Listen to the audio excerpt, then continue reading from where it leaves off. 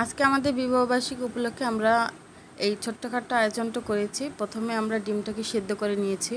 সেদ্ধ করে নিয়ে এটাকে তেলে ভেজে নেব লবণ আর হলুদ দিয়ে। ডিমটাকে ভাজার পর এবার আমরা ডিমটাকে তেল থেকে ঝাড়িয়ে নেব। সেই তেলের ভিতরে পেঁয়াজ কুচি দিয়ে ভালো মতো মশলা যা যা প্রয়োজন হয় সব কিছু দিয়ে ভুনে ডিমটাও ছেড়ে দেবো। ডিমটা ছেড়ে দিয়ে তারপরে ডিমটাকে উঠিয়ে নিব। এই তো আমাদের ডিম বোনা কমপ্লিট। এবার আমরা মাংস প্রসেসিংয়ে যাব। প্রসেসিংয়ের জন্য প্রথমে তেল গরম করে এটার ভিতরে যা যা প্রয়োজনীয় মশলা, পেঁয়াজ বাটা, আদা বাটা, রসুন বাটা সবগুলো দিয়ে ভালো মতো ভেজে নেব।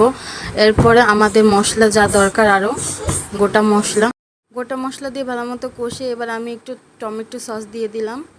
খাসির গছে টমেটো সস দিলে খুব মজা হয় আমার মা বলে। এরপর আমরা সেটাকে ভালো মতো মাংস দিয়ে কষিয়ে নেব। কষিয়ে নিয়ে তারপরে এটাকে ভালো মতো কষাবো। যতক্ষণ কষাবেন তত এটা স্বাদ বাড়বে। এই তো কষানোর পর এই তো আমার